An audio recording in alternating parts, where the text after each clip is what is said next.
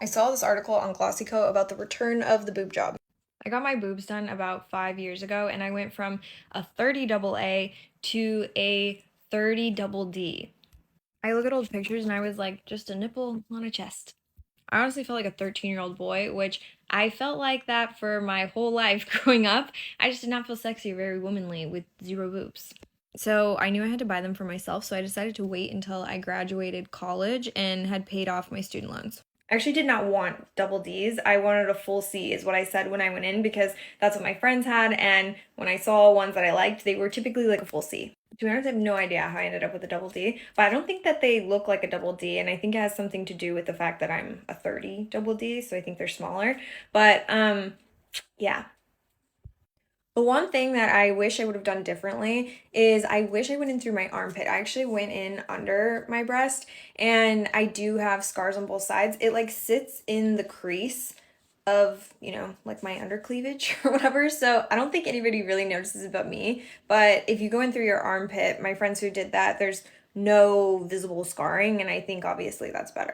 One thing I am really glad that I did is I talked to 4 different doctors, and they were all recommendations from friends. I read all of the reviews, I heavily researched the doctors.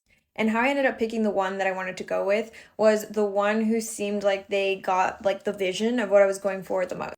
Because it's actually really surprising, but the other 3 that I talked to, both were really pushing me to go for larger sizes. I did end up going with actually asked me, if you woke up, would you be more disappointed if they were too small or if they were too big? And I said would be devastated if they were too big. I think that is such an important question for the doctor to be asking their patient, because the last thing you want to do with a surgical procedure is to feel regret.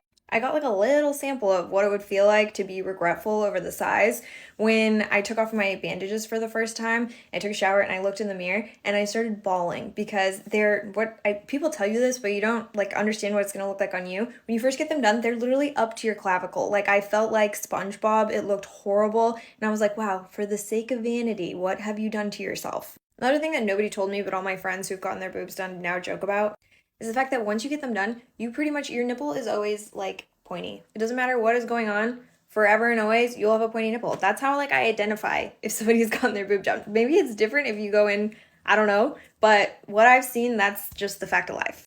Lastly, I remember being so stressed about if I was doing all the massages and everything right. And I have friends who did not follow the directions at all, did not massage them at all, and they're still perfectly fine.